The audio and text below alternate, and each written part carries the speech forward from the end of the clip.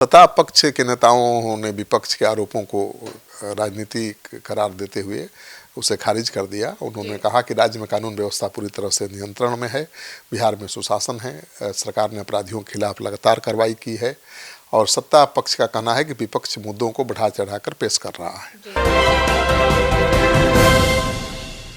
अपराध के मुद्दे पर विधानसभा में बवाल, सरकार के खिलाफ विपक्ष का जोरदार प्रदर्शन। नमस्कार, आप देख रहे हैं सिटी पोस्ट लाइव। मैं हूं सृष्टि राज। राजद विधायकों ने बिहार विधानसभा परिसर में बढ़ते अपराध को लेकर सरकार के खिलाफ प्रदर्शन किया है।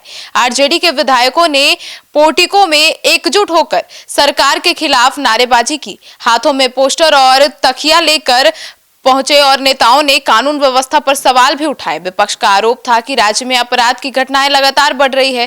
प्रदर्शन के दौरान परिसर में कुछ देर के लिए गहमा गहमी का माहौल भी बन गया। अब पूरे विस्तार से उस टाइम के सिचुएशन को बताने के लिए हमारे साथ मौजूद हैं chief editor Shrikant Pratyush sir. RJD नेताओं का कहना है कि हत्या, लूट और दुष्कर्म की वारदातें जो है वो काफी बढ़ गया है।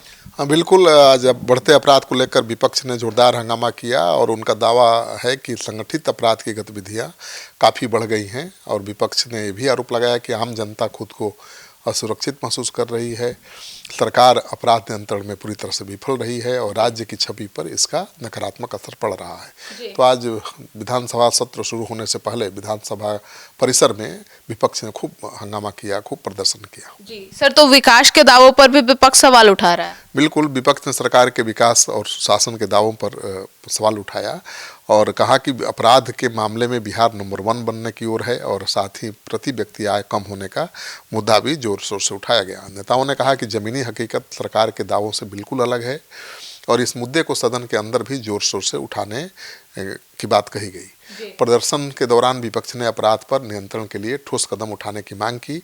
उन्होंने चेतावनी दी कि स्थिति में सुधार नहीं हुआ तो आंदोलन तेज होगा। सदन से लेकर सड़क तक संघर्ष जारी रखने का ऐलान किया गया।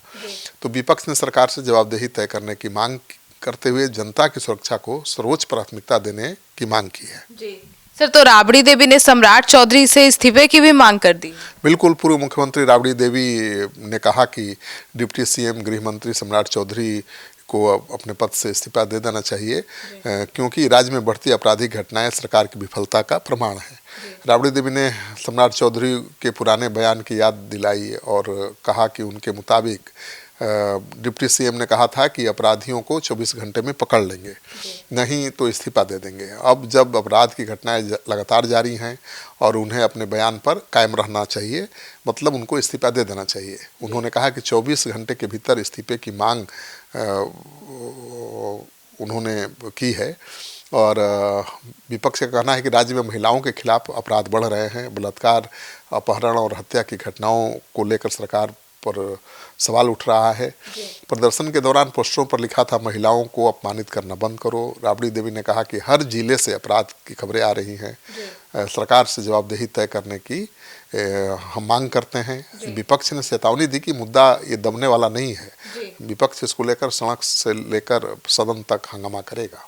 सर, तो अब इसको लेकर सत्ता पक्ष का क्या कहना है? सत्ता पक्ष के नेताओं ने विपक्ष के आरोपों को राजनीति करार देते हुए उसे खारिज कर दिया। उन्होंने कहा कि राज्य में कानून व्यवस्था पूरी तरह से नियंत्रण में है, बिहार में सुशासन है, सरकार ने अपराधियों के खिलाफ लगातार कार्रवाई की है और सत्ता पक्ष का कहना है कि विपक्ष मुद्दों को बढ़ा चढ़ाकर पेश कर रहा है। इस बीच अपराध को लेकर सियासी घमासान जारी रहने के संकेत मिल रहे हैं। तो विधानसभा के बाहर भी बवाल हुआ, हंगामा हुआ, प्रदर्शन हुआ और बिहार विधानसभा के अंदर भी कानून व्यवस्था को लेकर विपक्ष बवाल कर रहा है।